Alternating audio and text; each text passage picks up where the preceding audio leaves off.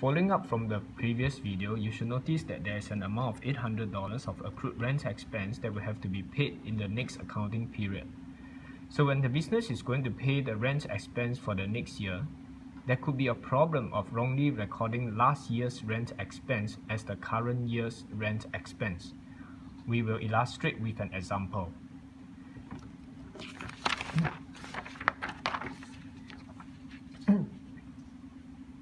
Now take for example, the business pays $2,000 by check for rent expense in the next financial year 2014. So he will actually debit rent expense and credit cash at bank for $2,000. So $2,000 is equivalent to 5 months of rental.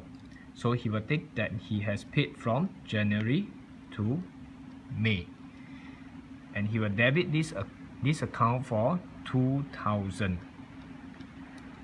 and he will credit his cash at bank. So there will be a running balance of $2,000 debit. Now at the end of the year, which is December 31st, 2014, he will think that he has only paid for 5 months of rent expense. So he will accrue rent expense for 7 months.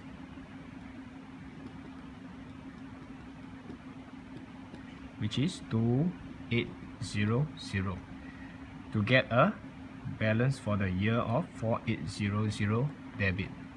And after that, he will transfer this amount to profit and loss.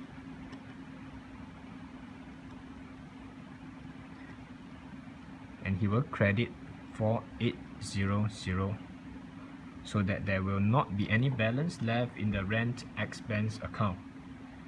Now you realize that that is not correct, because $800 from the $2,000 here should be used to pay the rent expense for November to December 2013, which was accrued from last year. So to prevent such problems from happening, we do what we call reversal entry. So at the beginning of the year, we'll do the following reversal entry. So beginning of the year for this company is 1st of January, and we will debit accrued rent expense by 800, and we will credit rent expense by the same amount, 800. So what happens when we record this journal entry in the general journal? Now we'll assume that the owner paid the same amount of $2,000 in 2014. So we'll take a look at the rent expense account. Now these are entries that you have recorded previously in the year 2013. So 2013, you realize that you have debited the rent expense account for $4,000 and accrued for $800. After that, you recorded profit and loss and transfer $4,008 to the income statement.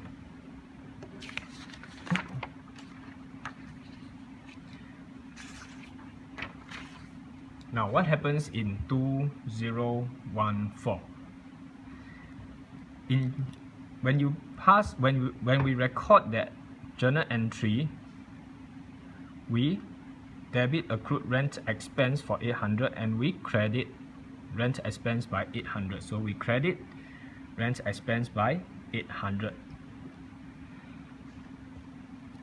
Now so what happens is that when this owner pays $2,000, so again he will debit this by 2,000. This is the rent expense account, and you realize that now because of this $800 credit balance here, he now only have a debit balance of 1,002. So this is still cash at bank. 1,002 is only the rent expense for 3 months. So it's only from Jan to March.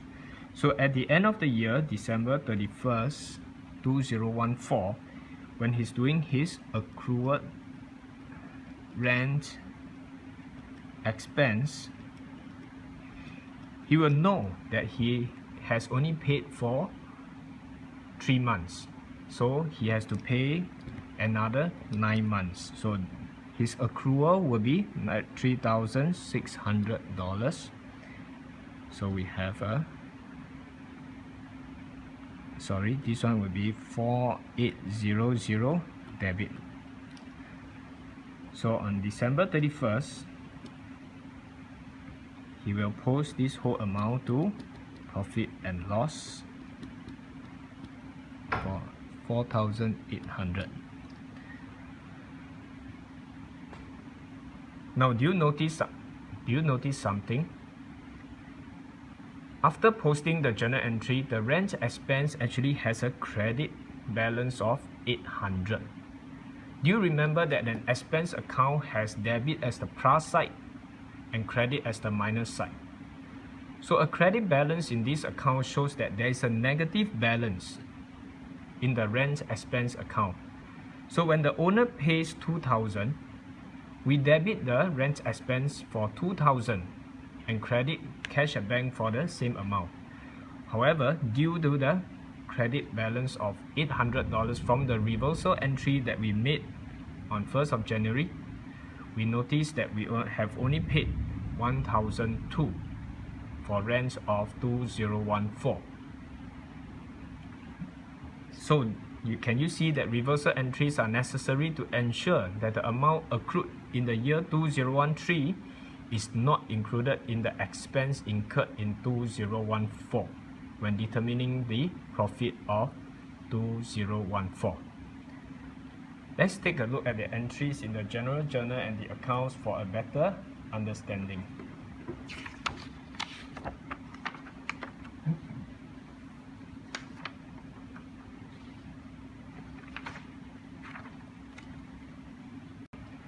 As you have seen just now, for the reversal entry, we will debit accrued rent expense and credit rent expense for 800. So on the 1st of January 2014, which is the beginning of the following accounting period, we will debit accrued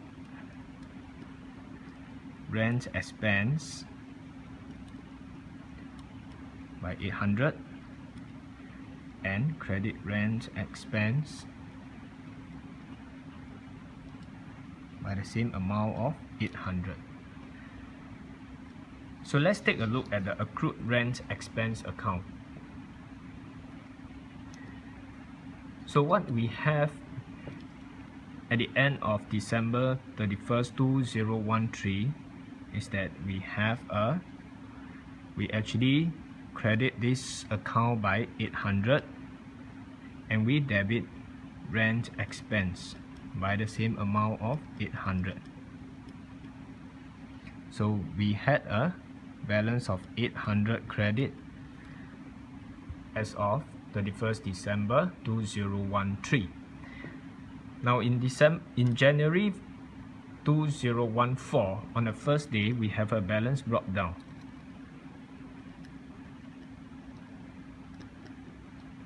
Of 800 credit.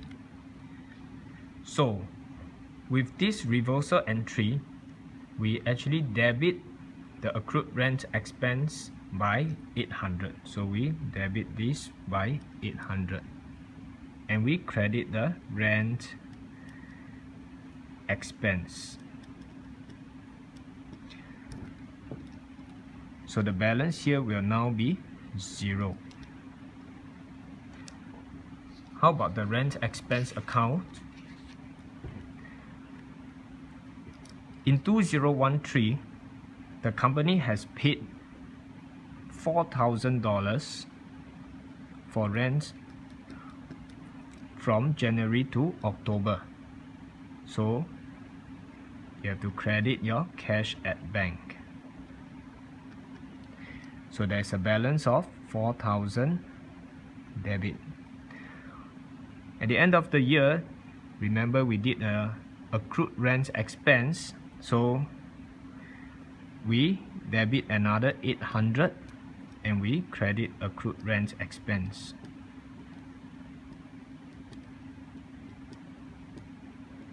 By 800. So now the balance will be 4,800 debit. At the end of the year, we transferred the whole amount to profit and loss. And we credit the rent expense account by 4,008 and there is no balance. On 1st of January 2014, because of our reversal entry, we credit rent expense and we debit accrued rent expense. So we credit this account by 800. So now there's a credit balance of 800 here and we debit accrued rent expense.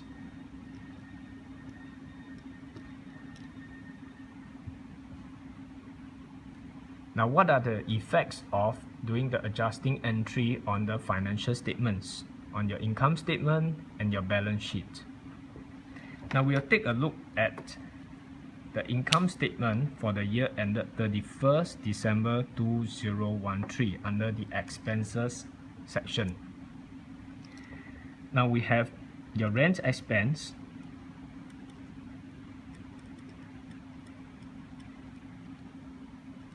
your working will show that you have paid 4,000 by cash and there is an accrued rent expense which the business has not paid of 800 but which is incurred in the year 2013. So your working will show 4,000 plus 800. So your rent expense will actually be $4,800. Now, without the adjusting entries, the unadjusted trial balance will show the actual amount paid, which will only be 4,000 during the year.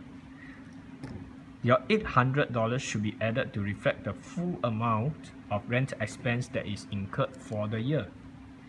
Now, how about the balance sheet as of 31st December 2013? Now, we mentioned that accrued rent expense is a current liability, so this will appear under current liabilities. Your accrued rent expense will be here.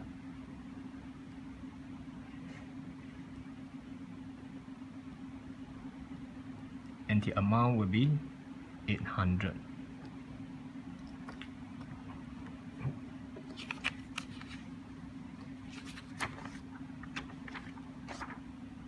Now, what are the effects of not adjusting for the accrued rent expense? We take a look at the effect on the income statement. You will notice that rent expense will be understated by $800 because you did not take into account the 2 months of rental that is incurred for November and December. So your total expenses will be understated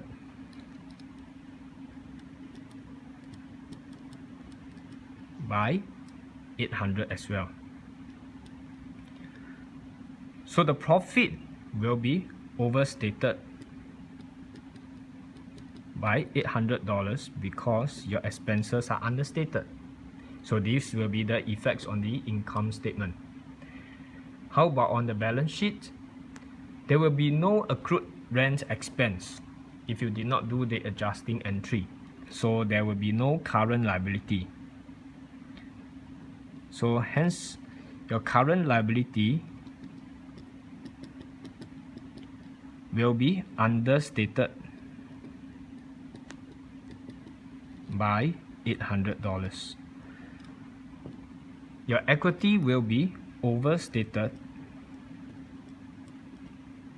by $800 since your profit has been overstated by $800.